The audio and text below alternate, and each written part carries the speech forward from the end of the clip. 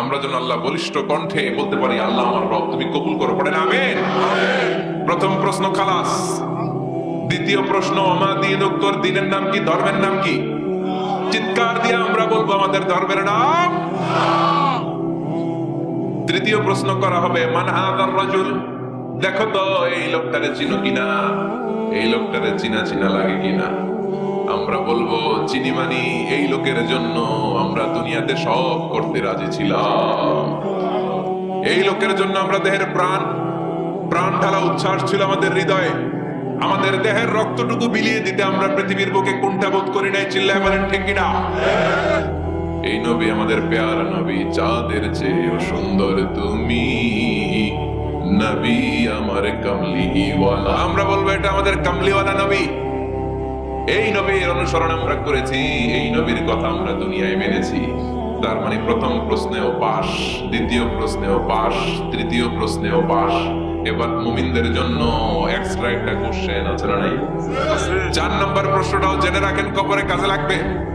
তখন জিজ্ঞেস করা হবে, ওমা ইলমুক, ওমা ইলমুক, what is the source of your knowledge, what is the source of your answer. এই যে 3টা প্রশ্নের উত্তর দিতে পারলা বাঘের বাচ্চার মতো, তথ্যসূত্র কি, হোয়াট ইজ দ্য রেফারেন্স, কোত্থেকে শিখছো, কোত্থেকে শিখেছেন বলে আসতে হবে।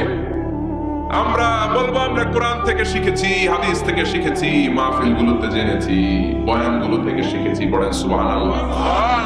4টা প্রশ্নের উত্তর যখন আপনি দিয়ে দিবেন, ফেরেশতারা বলবে আহলান ওয়া সাহলান, কংগ্রাচুলেশন। কি বলবে? আহলান ওয়া সাহলান মানে কংগ্রাচুলেশন, খুশ আমদেদ, খুশ আমদেদ, খুশ আমদেদ। ওয়ায়ুফসাহু লাহু কবরুহু 70 যিরান, কবরটারে 70 হাত লম্বা করে দেয়া হবে। ওয়ায়ুফতাহু লাহু বাবুন ইলাল জান্নাহ, জান্নাতের দিকে একটা দরজা সেট করে দেয়া হবে। ওই জায়গা দিয়ে, দরজা দিয়ে জান্নাতের এয়ার কন্ডিশনের ঘরগুলো থেকে ঠান্ডা হিমেল বাতাস আর সুগন্ধ এসে কবরটারে আমোদ করে দিবে। ওয়ায়ুলবাসু মিন লিবাসিল জান্নাহ, জান্নাতের চমৎকার একটা পোশাক পরিয়ে দেয়া হবে। আর বলা হবে নাম কানাউমিল আরুস, বাসর রাতে বর যেমনি কনেকে নিয়ে আনন্দের ঘুম দেয়, তুমিও একটা ঘুম দাও। সুবহানাল্লাহ পড়েন।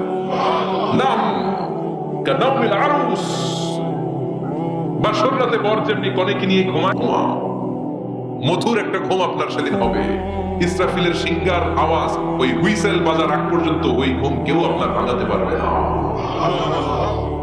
আল্লাহ কবরের 4টা প্রশ্ন, এগুলোর সঠিক উত্তর দিয়ে জান্নাতের পোশাক পরে আমরাও যেন ঘুমিয়ে থাকতে পারি, তৌফিক দাও।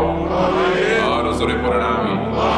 এবার নাস্তিকদের পালা, বামপন্থীদের পালা, রামপন্থীদের পালা, ইসলাম বিরোধীদের পালা, কোরআন বিরোধীদের পালা, নবী বিরোধীদের পালা।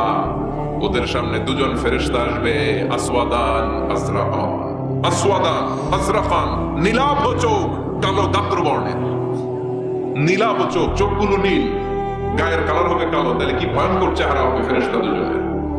এসে বলবে, ওঠ, বস, মার রব্বুক, তোর রবের নাম কি? কয় জানি না। কি কয়? দ্বিতীয় প্রশ্ন, আমা দিন উত্তর, ধর্মের নাম কি? কয় আমার কোনো ধর্ম নাই, আমার কোনো ধর্ম নাই, আমি হলাম নাস্তিক। আমি কি? 3 নম্বর প্রশ্ন, ওমান হাদার রাজুল, এই লোকটাকে চিনো কিনা দেখো। নাস্তিক বলবে না চিনি না, তবে নাম শুনেছি, ওনার বিরুদ্ধে আমি ব্লগে লিখতাম। এরকম ব্লগার আছে না? ওনার পারিবারিক জীবন নিয়ে আমি মানুষের মধ্যে সন্দেহ উস্কে দিতাম। ওনার পুত পবিত্র চরিত্রের ব্যাপারে আমি দুনিয়ার মুখে মন্দ কথা বলতাম। ওনারে আমি কাঁদে দিতাম। আমি ছিলাম ওনার বিরুদ্ধ শক্তি, ওনার পক্ষের কোন শক্তি আমি ছিলাম না। আমি সব সময় ওনার বিপক্ষে ছিলাম। ফেরেশতারা বলবে, হায় হায়, তুই তো 00। 100-তে কত পাইছে? আর একটা হাতুড়ি থাকবে, এক হাতুড়ির বাড়িতে মাথাটা ছিন্ন বিচ্ছিন্ন হয়ে যাবে, দেহটা জমিনের মধ্যে ঢুকে যাবে। তার চিৎকারে ওই কবরস্থানটা থার থার করে কাঁপবে, কিন্তু কেউ শুনবে না। মানুষ আর জিন ছাড়া সবাই শুনবে। এই জন্য মাঝে মাঝে কবরস্থানে দেখবেন গরু বেঁধে রাখলে রশি টুসি সিরা গরু দেয় দৌড়, আছে না নাই? এক একটা আঘাত এসে ছিন্ন বিচ্ছিন্ন হয়ে যাবে।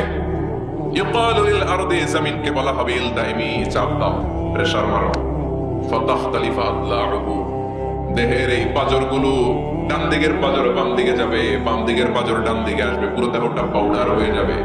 তার এক একটা চিৎকারে পুরো কবরস্থান থার থার করে কাঁপবে। হাত্তা সাআ, আর এই খেলা চলতে থাকবে ইসরাফিলের সিংহা পর্যন্ত। মুমিনের ঘুম চলতে থাকবে ইসরাফিলের, আর ওর সাথে ফেরেশতাদের খেলা আছে না নাই? এটার নাম ফাইনাল খেলা। এজন্য আল্লাহ বললেন কবরে তোমার যেতেই হবে, আর কবরে তোমাকে যাওয়াই লাগবে। কবরের শাস্তি তোমার পেতেই হবে, কবরের পরীক্ষার সম্মুখীন তোমাকে হতেই হবে। জোরে বলেন ঠিক কিনা? এজন্য মাঝে মাঝে কবরস্থানে যাওয়ার দরকার আছে না নাই?